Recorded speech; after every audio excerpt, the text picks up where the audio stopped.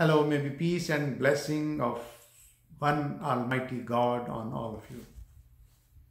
My name is Dr. Abdullah and I am certified in Bible and Quran from International Islamic Universities and other 5 universities of the world. You are watching my channel, Real Islam TV. We were discussing the role of Muslims, contribution of Muslims in establishing libraries in the whole world. In the medieval time. Before that, there was no any concept of establishing, making library. They were the Muslims who did first. So in different countries, in the last lecture I discussed in different countries, different areas where the Muslims established libraries. Now we are discussing in Morocco. In the beginning of the 17th century AD, Sharif Zaidain, Sultan of Morocco, who had to leave his capital, sent his library on a ship which was not delivered at the proper place, and on its way to Marseilles fell into hands of Spanish pirates who are in the seas.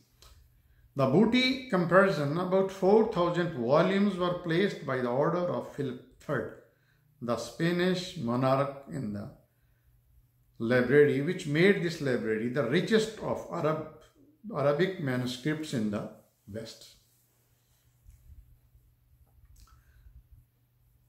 Persia and Turkestan. The love for preserving and arranging books in the form of libraries had become universal in the vast Islamic domains. The possession of a good library was taken to be a great honor in those days. Abu Masr Sahil bin Marzaban had spent his entire wealth on his library and had undertaken several trips to Baghdad to buy books, to purchase books. One of the best libraries of the period was one owned by Muhammad bin Hussein of Baghdad. Allama ibn Nadim Baghdadi pays high tributes to the taste of its founder. The library contained a copy of the Quran written by Khalid bin Ali al-Hayyaj, a companion of Hazrat Ali, besides the letters written by the Prophet ﷺ and his family members. Azizud-Dawla from 977 to 982 AD is a great monarch, 977 to 1082. A great monarch of Iran founded a splendid library named Qazianat al-Khutab at the Shiraz, in which he endeavored to place all books written since the birth of Islam till that time. The library was specially known for its fine building and artistic equipment. There were 360 rooms in the building, and each subject was allotted a separate room with its own catalogue. The books were neatly arranged in almirah, and the library employed a large supervisory staff. Another library, known as the Home of Books, was founded by Minister Fazl bin Amir at Ray, near modern Tehran. It was supervised by the famous writer Ibn Miskawi.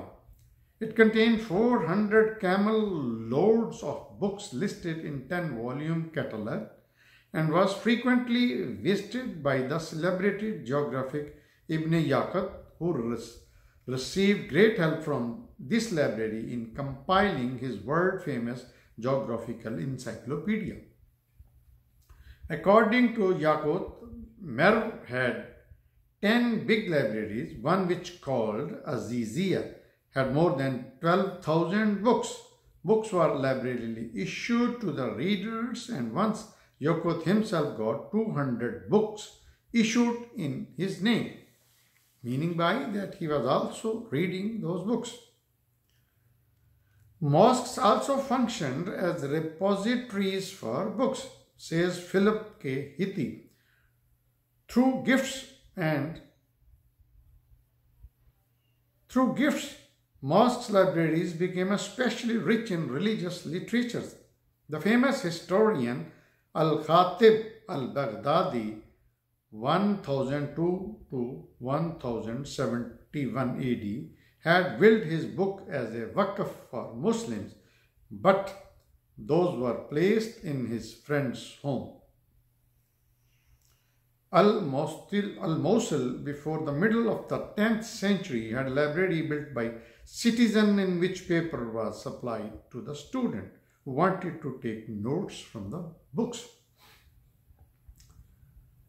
The Samanid king of Bukhara, Nawf bin Mansur, owned a magnificent library which, according to Ibn Khilkan, possesses rare books on almost all subjects, especially on philosophy.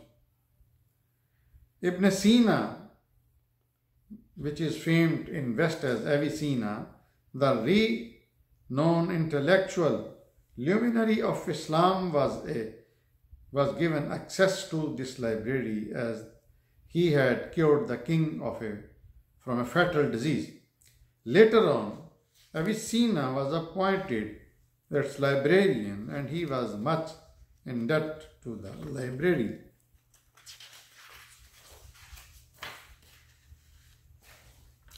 This library for the encyclopedic knowledge. The library was housed in a big building in which a room was allotted to each subject. The books were systematically arranged in boxes and shelves. Now in Iraq, Saifud-Dawla of Aleppo, the Hamdaniyad ruler, had equal hold over the sword and the pen. He was a great patron of learning and had collected round him such intellectual giants as Abu Nasr Farabi, Al-Asfahani, and Al-Mutabi. He ruled from 944 to 967 AD and founded a splendid library containing rare books on literature. The famous poet Muhammad bin Hashim and his brother were in charge of this library. The great library of Tripolis in Syria contained more than 3 million volumes, including 50,000 copies of the Holy Quran. A number of sapphical and a number of special libraries had sprung up dealing with particular subjects. Cairo was the distinction of establishing the first hospital library, contained a large number of books on medicine, which was attached to the hospital founded by Ibn Tulam. The Bemaristan, founded by the celebrated physician Zakaria. According to Nasiruddin Tusi, Halaku Khan established a big library at Marga with the books looted from the Islamic countries. The library contained more than 400,000 books. Decay. There were several causes for the decay of libraries in the world of Islam. With the downfall of Abbasid, their vast empire was divided into small principalities who for some time kept up traditions of their great predecessors, but their resources were limited. The greatest threat presented to the intellectual life of the Islamic world was the destruction wrought by the Mongol hordes.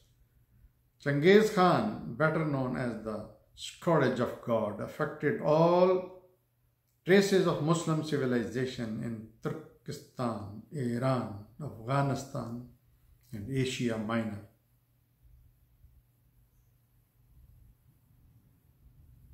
He burnt remorselessly all the intellectual treasuries of Bukhara, Marv, Isfahan, Shiraz, Ghazni, and Ray, accumulated through centuries by the Muslims. And one strange thing about Genghis Khan, I would like to tell you that his prime minister was a Muslim. And he always used to get advice of this Muslim prime minister. I don't remember his name exactly now. So he was a Muslim. The greatest single blow to Islamic civilization was struck by Halaku Khan, the Mongol, who destroyed Baghdad in 1258 AD and reduced to ashes the greatest literary treasures are found in the Islamic world. It is said that the millions of books were thrown in the river Irfat and its water turned dark. The Muslim civilization has attained such a high standard that it served as a beacon light of West. The Christian conquerors of Spain tried to efface all the traces of Arab civilization from their land. In 1499, all the literary treasures of the Muslims were collected from different libraries of Spain and burned by Cardinal Ximenes, who was Archbishop of Toledo. Writing in the spirit of Islam, Amir Ali says that in Spain, Christianity destroyed the intellectual life of the people. The Muslims had turned again into a garden, the Christians converted it into desert. The Muslims had covered the land with colleges and schools. The Christians transformed them into churches for the worship of saints and images.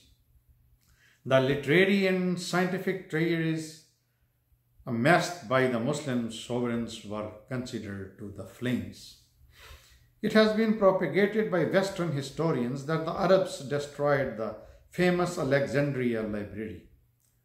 The latest historical research have established beyond doubt that the said library was destroyed by the Romans themselves long before the advent of Islam.